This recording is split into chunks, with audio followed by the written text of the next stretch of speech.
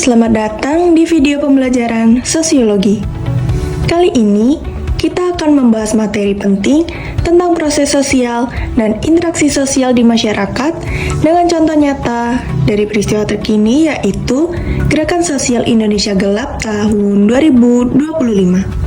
Melalui pembahasan ini, kita akan melihat bagaimana hubungan antar individu dan kelompok bisa membentuk suatu perubahan sosial, memicu konflik, dan bahkan menggerakkan masyarakat untuk menegosiasikan nilai-nilai demokrasi.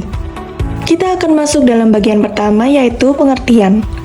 Pertama, mari kita pahami dulu konsep dasarnya. Proses sosial adalah bentuk hubungan timbal balik antara individu, kelompok, atau masyarakat yang menghasilkan perubahan, penyesuaian, dan pembentukan pola kehidupan sosial. Proses ini menjadi inti dari dinamika masyarakat, karena di dalamnya terdapat berbagai bentuk hubungan seperti kerjasama, persaingan, konflik, akomodasi, dan asimilasi. Sementara itu, interaksi sosial merupakan dasar dari semua proses sosial. Menurut sosiolog Surjono Sukanto, interaksi sosial adalah hubungan sosial yang dinamis antar individu dengan individu, individu dengan kelompok, atau kelompok dengan kelompok. Interaksi bisa terjadi jika ada kontak sosial, baik langsung maupun tidak langsung, dan komunikasi yang memungkinkan pertukaran makna. Dengan kata lain, tanpa interaksi sosial, masyarakat tidak akan terbentuk, dan tanpa proses sosial, masyarakat tidak akan mengalami perubahan. Sekarang, kita akan masuk ke bagian kedua, yaitu studi kasus. Pada tahun 2025, Indonesia dihebohkan dengan pembahasan Rancangan Undang-Undang Tentara Nasional Indonesia atau yang disingkat sebagai RUU TNI. RUU ini dinilai memberi peluang bagi militer untuk kembali berperan di ranah sipil seperti di pemerintahan daerah atau lembaga publik. Kebijakan tersebut memunculkan kekhawatiran publik akan potensi kemunduran demokrasi dan kembalinya dua fungsi militer seperti di masa Orde Baru. Sebagai bentuk reaksi, muncul Gerakan Sosial Indonesia Gelap. Gerakan ini diinisiasi oleh masyarakat sipil lintas kalangan aktivis HAM, mahasiswa, akademisi, jurnalis, dan seniman. Nama Indonesia Gelap dipilih sebagai simbol perlawanan terhadap situasi yang dianggap mengaburkan nilai demokrasi.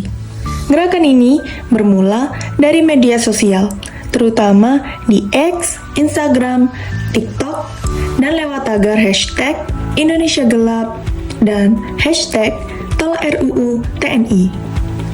Dalam waktu singkat, interaksi daring berubah menjadi aksi nyata, yaitu berupa demonstrasi, diskusi publik, dan forum kampus mulai bermunculan di berbagai kota besar, seperti Jakarta, Yogyakarta, Bandung, dan Surabaya. Fenomena ini menunjukkan bahwa di era digital, interaksi sosial tidak hanya terjadi di dunia nyata, tetapi juga di dunia maya. Melalui ruang digital, masyarakat membangun solidaritas, memperluas jaringan, dan membentuk opini kolektif lintas daerah. Selanjutnya, kita akan memasuki bagian yang ketiga, yaitu analisis proses dan interaksi sosial. Dari gerakan ini, kita bisa melihat tiga bentuk utama dari proses sosial, yaitu yang pertama adalah kerjasama.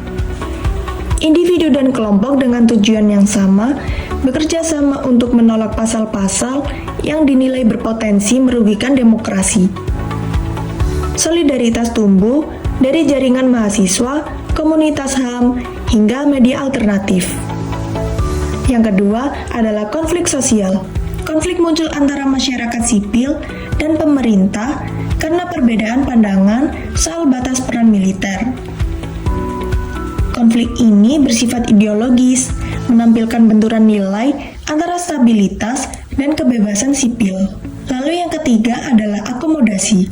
Setelah tekanan publik meningkat, pemerintah mulai membuka ruang dialog, mengundang akademisi, dan mempertimbangkan revisi pasal. ini adalah bentuk akomodasi, yaitu usaha menyesuaikan diri demi menjaga keseimbangan sosial. Pola interaksinya pun beragam. Ada interaksi langsung, seperti demonstrasi dan diskusi publik, serta interaksi tidak langsung melalui media sosial. Selain itu, terjadi interaksi horizontal antar anggota masyarakat yang bersatu karena kesamaan tujuan, dan interaksi vertikal antara masyarakat dengan pemerintah yang saling memengaruhi dan menegosiasikan kepentingan. Gerakan ini juga memunculkan dinamika sosial baru. Media digital mempercepat pembentukan opini publik dan mobilisasi massa. Namun, muncul pola polarisasi, yaitu sebagian masyarakat mendukung gerakan ini, sementara yang lain menilai aksi tersebut terlalu ekstrim atau mengganggu stabilitas nasional. Kita masuk ke bagian yang keempat, yaitu kesimpulan.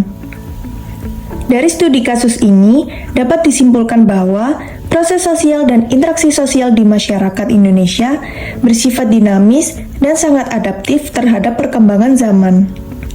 Melalui interaksi sosial, baik secara langsung maupun digital, masyarakat bisa membangun solidaritas, memperjuangkan aspirasi, dan memengaruhi kebijakan publik. Gerakan Indonesia Gelap menjadi bukti bahwa masyarakat bukan sekedar objek kebijakan, tetapi subjek aktif dalam membentuk arah sosial dan politik bangsa. Proses-proses sosial seperti kerjasama, konflik, dan akomodasi menunjukkan bahwa perubahan sosial bisa terjadi lewat kesadaran kolektif, komunikasi terbuka, dan partisipasi bersama. Jadi, interaksi sosial bukan sekedar hubungan antar individu, melainkan fondasi penting bagi terciptanya keseimbangan antara kekuasaan dan suara rakyat. Sekian yang bisa saya sampaikan, itulah pembahasan mengenai proses dan interaksi sosial di era digital, studi kasus Gerakan Indonesia Gelap 2025. Semoga video ini bisa menambah wawasan kita semua. Terima kasih sudah menonton dan sampai jumpa.